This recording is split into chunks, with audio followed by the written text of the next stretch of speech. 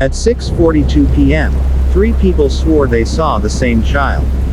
Each of them told police something different. And every version couldn't possibly be true. By midnight, the town would realize something far worse than confusion had taken place. Because a 6-year-old boy had vanished. And the truth disappeared with him. The last time anyone could say with certainty that Ethan Miller was alive, he was standing on the cracked concrete sidewalk outside his grandmother's apartment, kicking a small red rubber ball against a rusted metal railing. The ball bounced back unevenly, sometimes striking his ankle, sometimes skidding away, forcing him to chase it down with the clumsy urgency of a child who had not yet learned to fear the world. Ethan was 6 years old. Small for his age. Quiet in a way adults often misinterpreted as shyness. He had light brown hair that never stayed combed, no matter how hard his mother tried, and a faint scar just under his left eyebrow from a fall he'd taken years earlier while learning to ride a bike. His eyes were the kind that noticed things other people missed. Ants on the sidewalk, a missing button, the way shadows stretched longer in the evening. That Saturday evening in June of 2008, the sun was still warm, but the air had begun to cool. Ethan's mother, Rachel Miller, was inside the apartment, helping her own mother prepare dinner. The windows were open. The sound of traffic from Maple Street drifted in lazily. Everything about the evening felt ordinary. Safe. Forgettable.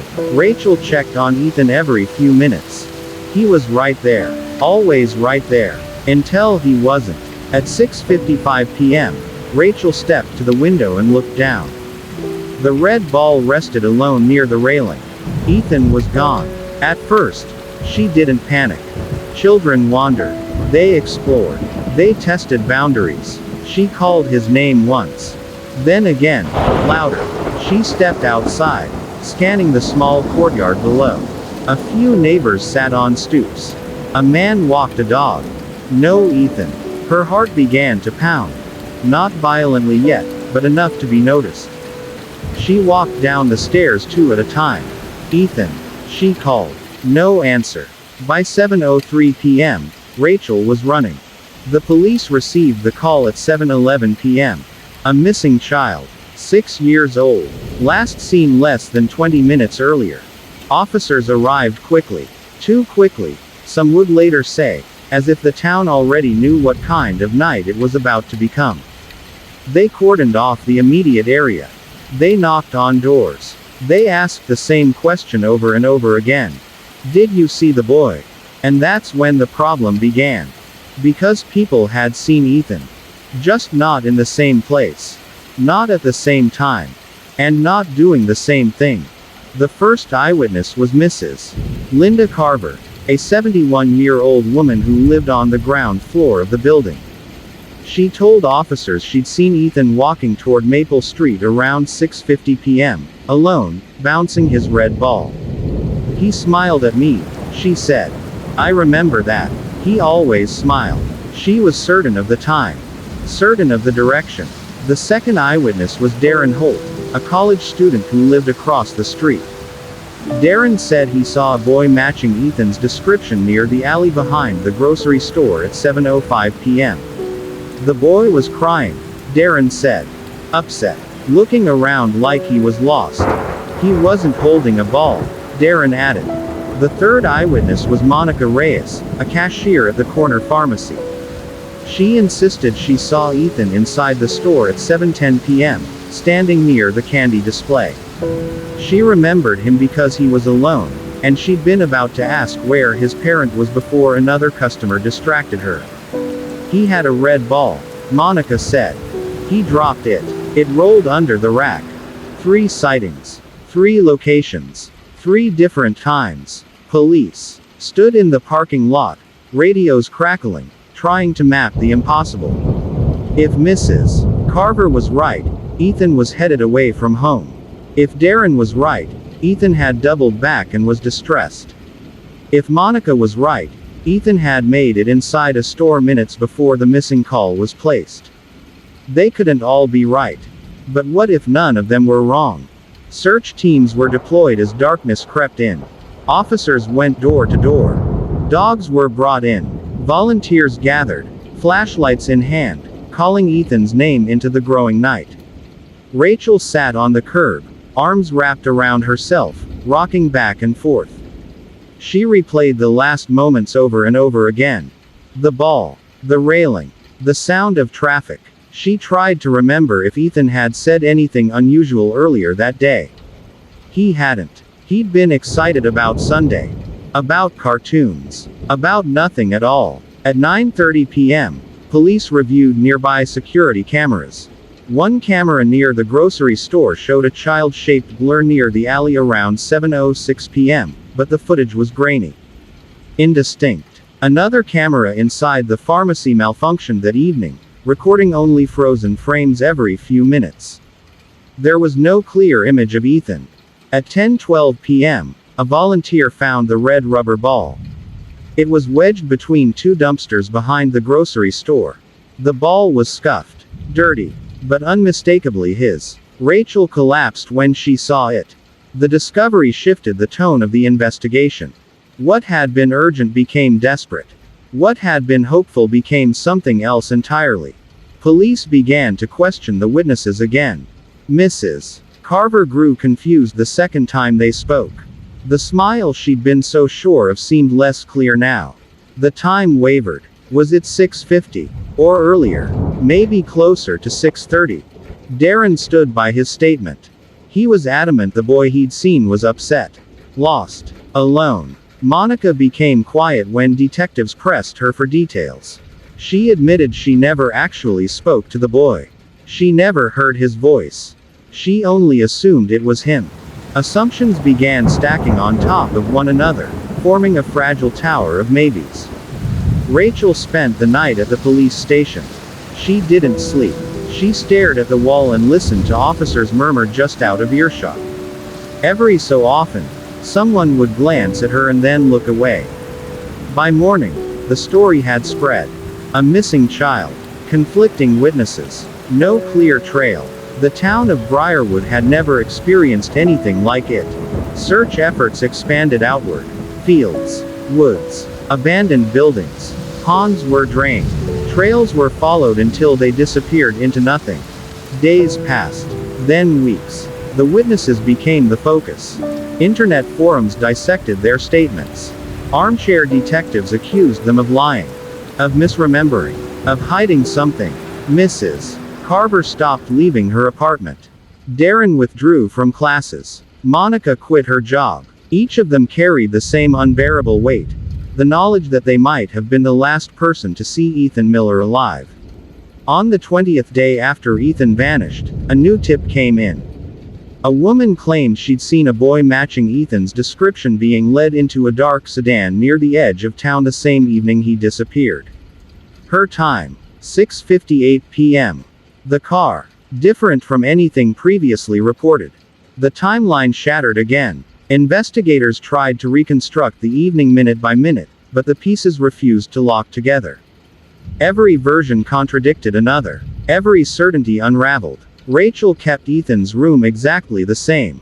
His bed, his clothes, his drawings taped to the wall. She slept on the floor beside his bed, whispering to the darkness as if he might hear her.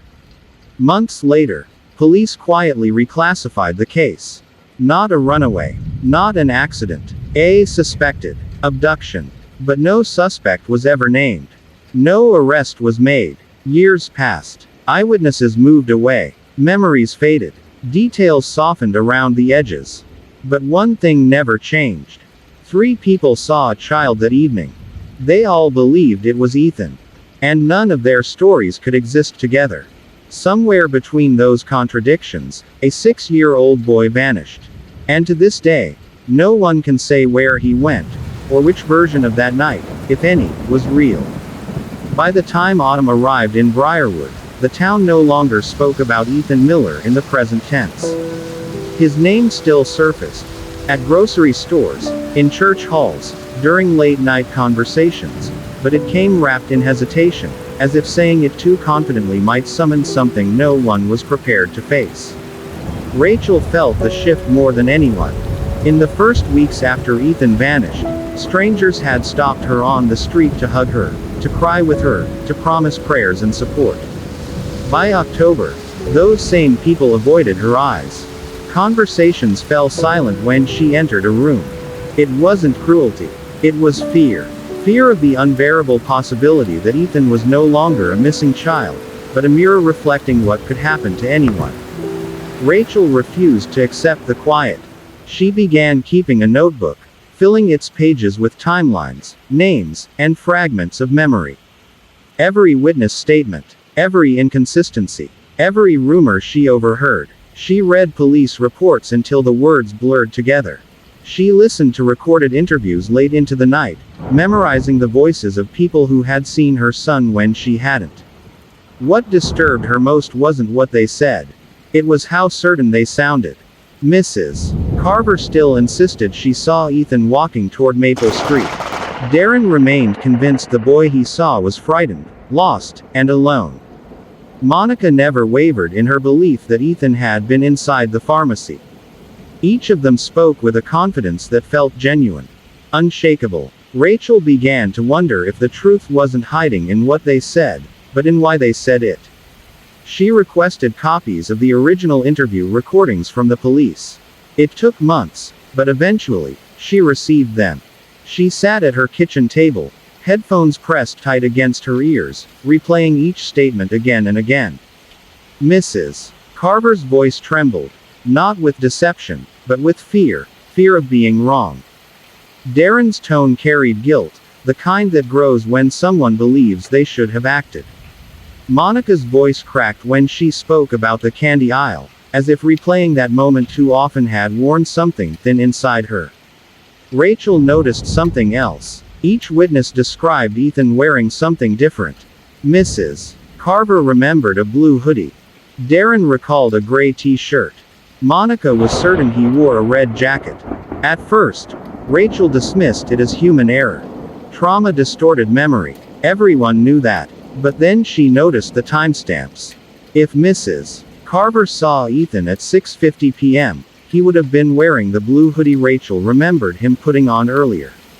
If Darren saw him at 7:05 p.m., the gray t-shirt made sense. Ethan sometimes took his hoodie off when he got warm. But the red jacket Monica described, Ethan didn't own a red jacket. Rachel went through every photo, every memory, every piece of clothing still folded in his drawers. No red jacket. The realization sat heavy in her chest. What if Monica didn't see Ethan? What if she saw someone else?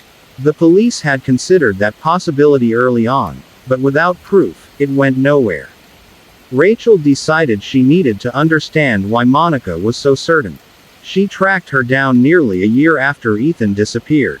Monica had moved to a neighboring town, working at a different pharmacy. When Rachel walked in, Monica recognized her immediately. She went pale. They sat in the break room, silence thick between them. "I never meant to hurt you," Monica said quietly. "I swear." Rachel didn't accuse her. She didn't raise her voice. She simply asked her to tell the story again. Monica did. She spoke of the candy aisle. The way the boy stood alone. The ball rolling under the rack. Rachel asked her one question. "Did you ever see his face clearly?" Monica hesitated. "Not clearly," she admitted. "But I just knew." Rachel left with a knot in her stomach. Certainty without clarity. Memory built on assumption. When she replayed Darren's interview again that night, something else stood out. He'd mentioned the boy was crying. Ethan wasn't a crier. He hated crying in public. Even when he scraped his knee, he clenched his jaw and tried to hold it in. Rachel remembered that about him more clearly than anything else. If Darren saw a crying child, was it Ethan? Or someone else entirely? Rachel brought these concerns to the police. They listened politely, took notes, promised to look into it. Nothing changed. The case stalled again. Years passed. Ethan would have been 10, then 12, then 15. Rachel marked each birthday by lighting a candle in his room.